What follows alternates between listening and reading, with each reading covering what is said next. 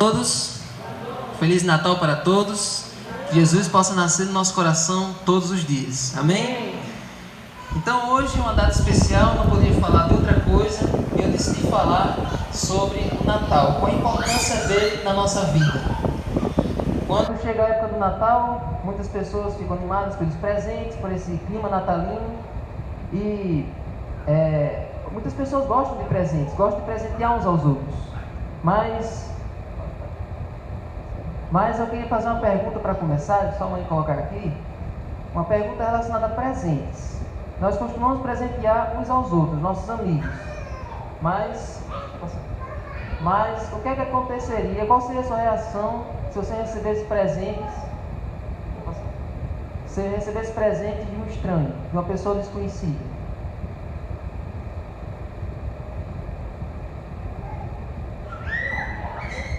E ficar desconfiado, né?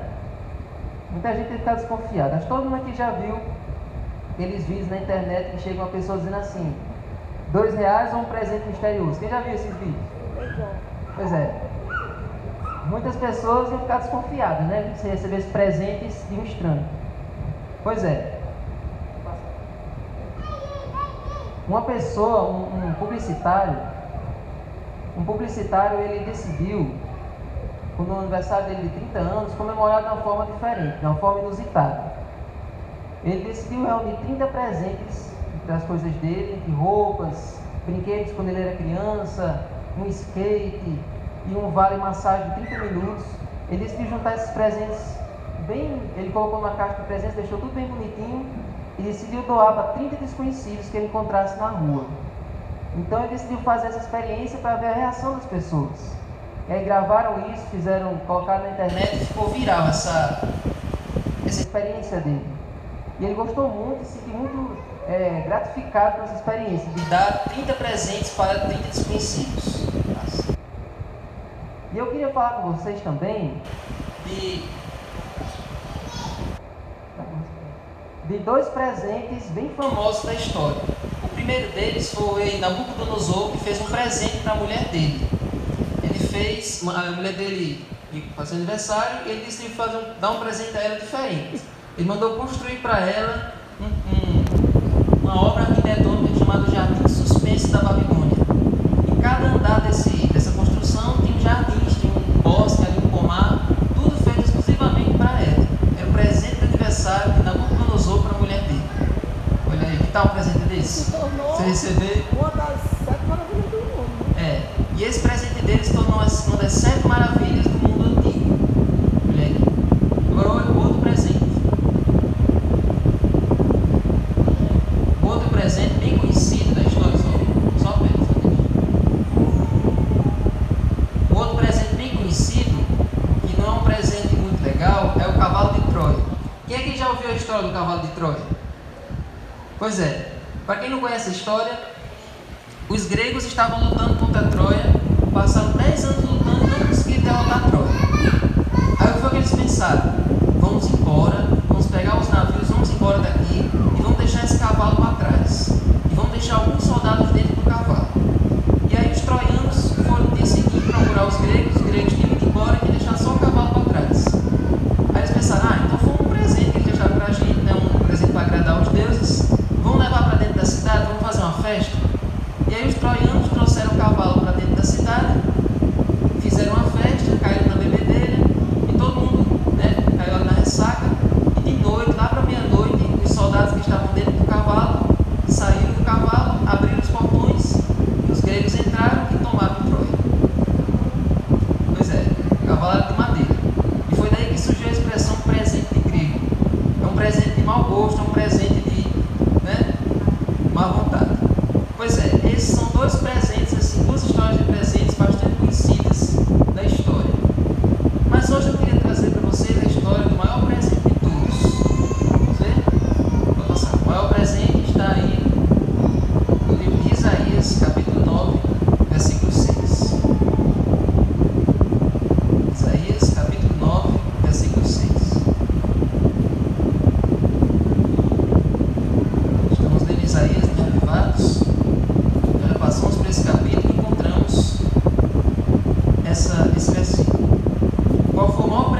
foi dado à humanidade. Isaías capítulo 9, verso 6.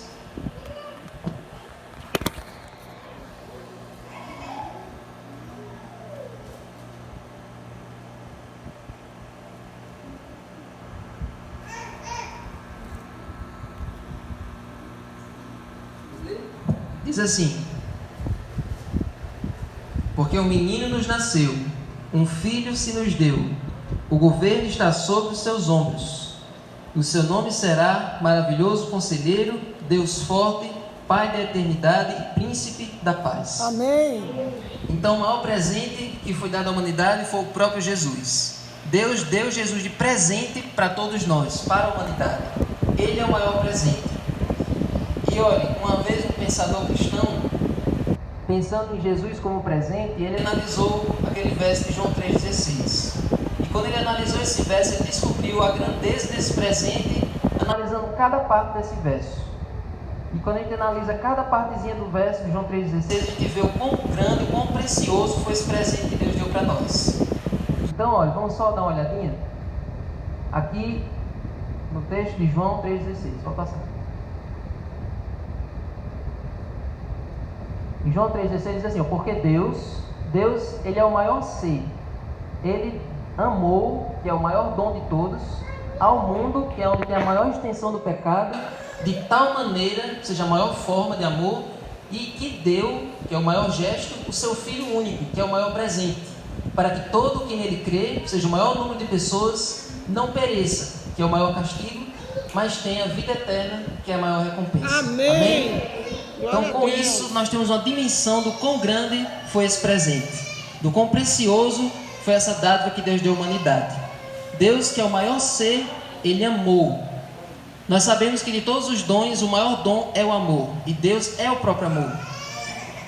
Então, ele deu o seu amor ao mundo, que é onde tem é o único lugar do universo onde está cheio de pecado, onde tem a maior extensão do pecado. E esse amor foi demonstrado de uma maneira tão grande que ele deu. E esse dar é o maior gesto de amor. Ele deu o seu Filho, que é o maior presente para todos os que nele creem, que é o maior número de pessoas, para que eles possam não perecer, ou seja, não ter a morte eterna, que é o maior castigo, e sim ter a vida eterna, que é o maior presente. Amém. Com isso nós temos uma noção do tamanho desse presente. Então, todos aqueles presentes que a gente viu até agora não são nada diante desse. É verdade. Mas agora, já feita essa introdução sobre esse presente que Deus nos deu, eu quero voltar com vocês para Isaías 9. Lá para Isaías 9:6. Aqui em Isaías, ele apresenta alguns títulos de Jesus. Ele apresenta aqui alguns nomes. Volta.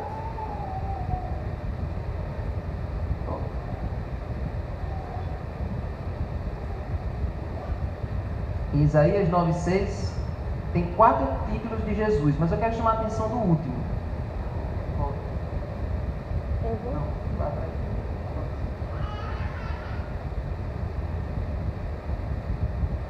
4 títulos de Jesus. Então vamos ler novamente, olha. Um filho nos nasceu, um filho se nos deu. Não foi apenas Deus quem deu Jesus, ele se deu a nós, ele se entregou. O governo está sobre os seus ombros. E o seu nome será Maravilhoso Conselheiro. Jesus foi o nosso maravilhoso conselheiro. Verdade. Ele é o Deus forte. Ele faz questão de dizer que Jesus é o próprio Deus. Ele não é um semideus, uma criatura. Ele é o próprio Deus Criador. Amém. Ele é o Pai da eternidade. Ou seja, ele é eterno assim como o Pai é eterno, assim como o Espírito é eterno. Verdade. E todo mundo que quiser ter a vida eterna tem que ser por meio dele. Verdade.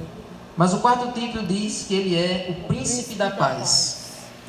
O Natal, ele fala o tempo todo de Jesus como Príncipe da Paz. Nós sabemos que a paz, nos dias de hoje, é um conceito assim ilusório, é um conceito assim superficial. Porque o mundo, as nações do mundo, elas falam de paz, mas ficam se preparando para a guerra. Elas falam de que vai ficar tudo bem, mas continuam se armando, continuam procurando crescer cada vez mais para lutar uns contra os outros. E eu trouxe aqui alguns dados sobre isso. Nos últimos 3.400 anos, a humanidade só desfrutou completa paz em apenas 268 anos. Ou seja, em 3.400 anos, só teve 268 anos de paz. O que significa isso? Significa que apenas 8% desses 3.400 anos é que a humanidade teve algum período de paz. É muito tempo. Ou melhor, é pouco tempo de paz. E olha, tem outro dado aqui. Nos 50 anos que vieram depois da Primeira Guerra Mundial, houve apenas 2 minutos de paz para cada ano de guerra. Ou seja, a Primeira Guerra Mundial terminou em 1918. Se você contar 50 anos para frente, só houve 2 minutos de paz para cada um ano de guerra. Então está aqui, 1 ano de guerra, 2 minutos de paz. 1 ano de guerra, 2 minutos de paz. E a cada guerra dessa, morriam milhares de pessoas. Então hoje nós sabemos que nós estamos longe de viver num ambiente de paz no mundo. Porque além das guerras famosas que a gente conhece, da Ucrânia, ali da faixa de Gaza, tem muitos lugares do mundo que tem aquelas guerras entre as tribos. Lá na África, por exemplo, os países da África eles vivem em guerra por causa de territórios. Então o mundo ele vive em guerra e em conflitos o tempo todo. E a Guiana, que estão para... Aqui na América do Sul também nós temos guerras armadas. Mas eu não queria falar apenas de guerras armadas. Nós também, na nossa sociedade, nós temos outros tipos de conflitos, que são aqueles conflitos ideológicos. Aqueles partidos que se fazem, aqueles grupos que a sociedade se divide. Todos vocês devem conhecer disso, ouvir falar sobre isso na internet, por exemplo. Aqueles que são mais conservadores contra aqueles que são mais progressistas. Aqueles, por exemplo, que defendem o aborto e aqueles que não defendem o aborto. Então, nós conhecemos vários tipos de grupos. A sociedade está dividida em vários grupos, em vários tipos de guerras, em vários tipos de conflitos. E a cada ano que passa, esses conflitos pioram. Verdade. E trazendo para uma perspectiva ainda mais, uma perspectiva mais próxima de cada um de nós, as guerras nas famílias, guerras na própria casa. Como é que pode, na própria casa, as pessoas viverem em guerra? Pessoas que se veem todos os dias, como é que elas, mesmo assim, podem viver em guerra o tempo todo? Todos vocês conhecem casas onde existe isso. E no Natal, que era para ser uma data alegre, que era para ser uma data festiva, muitas pessoas dizem que nas reuniões de família é onde tem mais brigas. Quando os familiares se reúnem, começam a trocar farpas, começam a fofocar, começam a reclamar uns dos outros, não é verdade? A beber, e quando bebem ficam piores ainda. Se já são agressivos sóbrios, quando bebem ficam piores. Todo mundo aqui sabe dessa realidade. Então, o mundo está assim, envolvido em guerras. Guerras armadas, guerras ideológicas, guerras entre os relacionamentos. E às vezes o ser humano vive em guerra com ele mesmo. Você conhece pessoas que vivem em guerra consigo mesmas. Vivem ali lutando contra a sua própria natureza. Então, gente, o Natal ele chega com uma mensagem que vai de encontro a tudo isso que nós falamos até agora, que vai de encontro a toda essa realidade de guerras, de conflitos que nós vimos, porque no Natal nós recebemos um presente através de Jesus. Amém. Na noite que Jesus nasceu, Jesus ofereceu um presente. Ele é o próprio presente, mas ele também nos oferece um presente. E que presente é esse? Vamos lá para o livro de Lucas, capítulo 2, versículo 14. Não, faz mais não. Lucas 2,14. Jesus oferece um presente nesse mundo de guerra, nesse mundo de conflitos em que nós vivemos.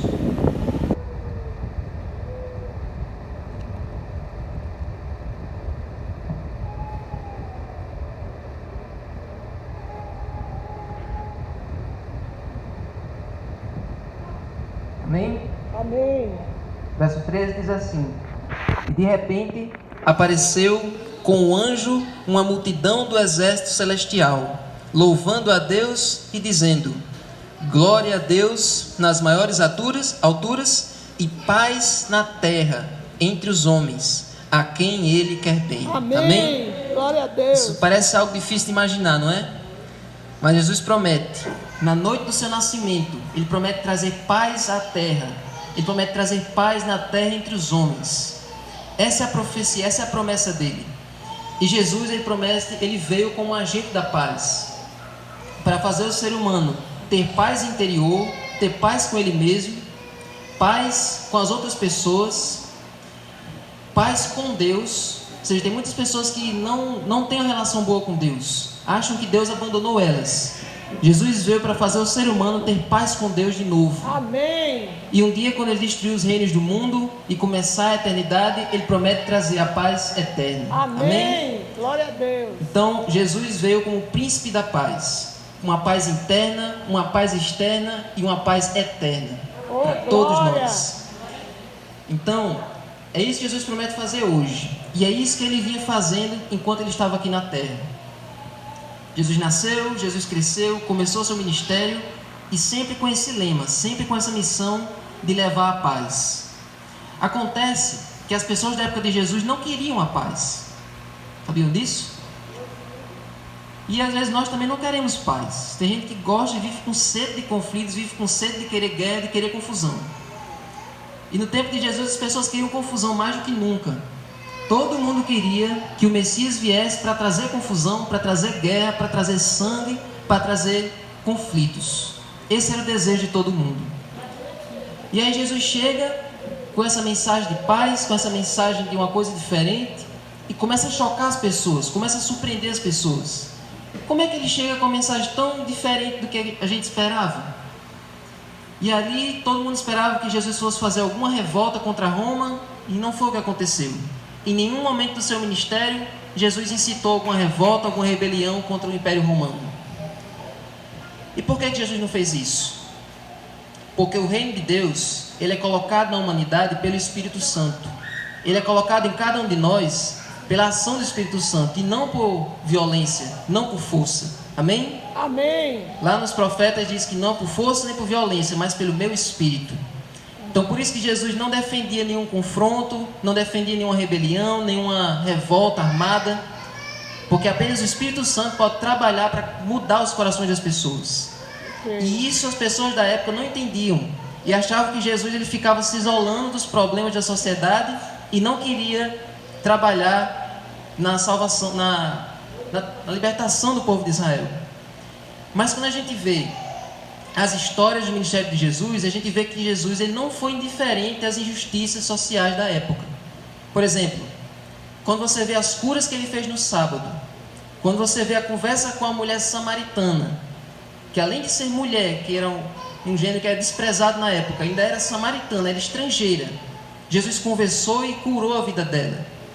Quando Jesus não condenou aquela mulher que foi pega em adultério, quando ele conviveu com os pecadores, com os publicanos, com as prostitutas, com todo tipo de gente que era pecador de acordo com a sociedade, quando ele conviveu com essas pessoas, quando ele falou qual era o mandamento mais importante, quando ele purificou o templo, em todos esses episódios Jesus mostrou o seu posicionamento. Ele mostrou que ele não era indiferente aos problemas da sociedade, mas ele vinha não para trazer mais confusão, mais violência. Ele veio para trazer a paz. Amém. Tudo isso mostra qual era a atitude dele. E aí, vamos lá para Mateus 5. O que mais que Jesus disse que chocou as pessoas da época? Que às vezes quando a gente lê, a gente não acha assim tão pesado, a gente não acha assim tão difícil, tão revolucionário.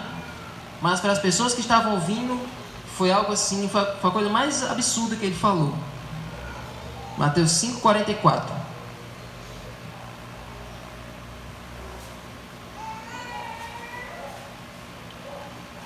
Mateus 5,44. Eu, porém, lhes digo: amem os seus inimigos e orem pelos que perseguem vocês, para demonstrarem que são filhos do Pai de vocês que está nos céus. Veja, essa frase é a frase que mais pegou as pessoas naquele dia. Amar o meu inimigo. Isso é uma coisa assim que não faz o menor sentido. Orar pelos que estão querendo me matar, amar os que estão me odiando, isso é algo complicado demais. Imagine ali, entre os seguidores de Jesus, tinha um que era um zelote. O que eram os zelotas? Eram os judeus que se tornavam soldados, se tornavam guerreiros para lutar contra os romanos. Então a vida toda eles foram ensinados a odiar. A vida toda eles foram ensinados a lutar contra os romanos. E agora Jesus diz, agora ore pelos romanos, ame os romanos. Como é que pode você amar os romanos? Como é que pode você agora, depois de uma vida toda odiando, como é que pode agora você mudar? Então, Isso era algo terrível, algo difícil demais de se ouvir para as pessoas daquela época. E mais, as pessoas elas louvavam aqueles que faziam guerras, e olha o que Jesus disse, versículo 9, Mateus 5, verso 9: bem-aventurados os pacificadores, porque serão chamados filhos de Deus. Pronto, agora ficou mais complicado ainda. Bem-aventurados, você está de parabéns aquele que é o pacificador. Isso era ainda mais absurdo ainda. Até hoje, quando está tendo uma briga e uma pessoa vai tentar separar, o que é que os outros dizem? Não separe, não, deixa o circo pegar fogo. As pessoas não gostam de quem vai separar a briga. As pessoas gostam que a briga continue ali. Todo mundo começa a cantar briga, briga, porque as pessoas querem ver ali o pau torando. Pois é. E aí Jesus chega e diz assim, olha, o pacificador é quem está de parabéns. O pacificador é quem é bem-aventurado. Feliz, né? Pois é. Então isso mexeu com a cabeça das pessoas daquela época. E ainda mexe até hoje. Verdade. Como é que eu posso amar as pessoas que me odeiam? Como é que eu posso ficar calado quando as pessoas me insultam? Como é que eu posso manter o coração manso diante das afrontas que eu recebo todo dia? Tem pessoas que dizem assim, não, quem me conhece sabe que quando alguém me ofende, eu vou para cima mesmo e não quero nem saber. Tem gente que fica se justificando, fica dizendo, eu sou assim e pronto, não quero nem saber. Como se estivesse limitando a ação do Espírito Santo de transformar você. Então veja, o povo de Deus ele deve buscar a paz. O povo de Deus, o servo de Deus, ele não deve se envolver em violência. O remanescente, ele sofre violência, mas ele não pratica. Ele morre se for preciso, mas ele não mata. Amém. Então Jesus nos chamou para sermos agentes de paz, porque Ele veio trazer a paz. Amém. Ele é a nossa paz. Vamos ver lá em Efésios 2,14. Efésios capítulo 2, verso 14. O que foi que a vinda de Jesus proporcionou para toda a humanidade?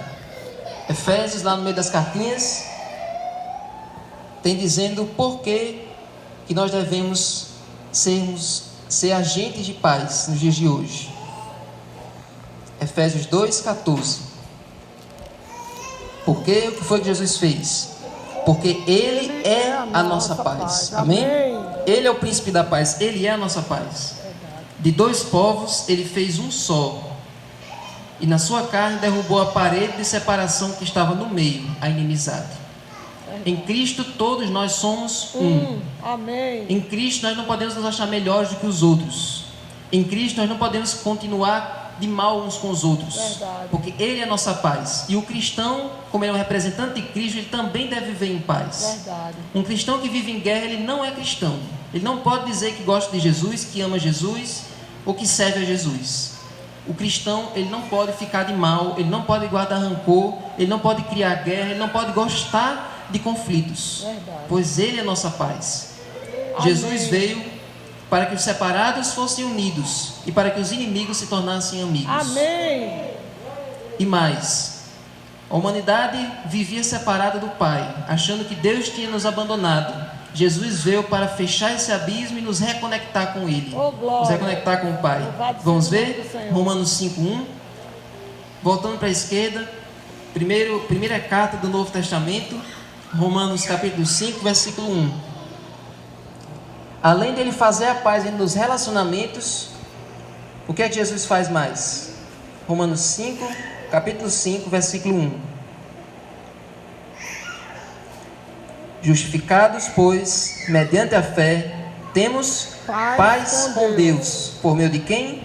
Por meio do nosso Senhor Jesus Cristo. Amém. Ele é nossa paz. E o Natal, toda vez que nós celebramos o Natal, nós devemos também ter esse espírito de paz.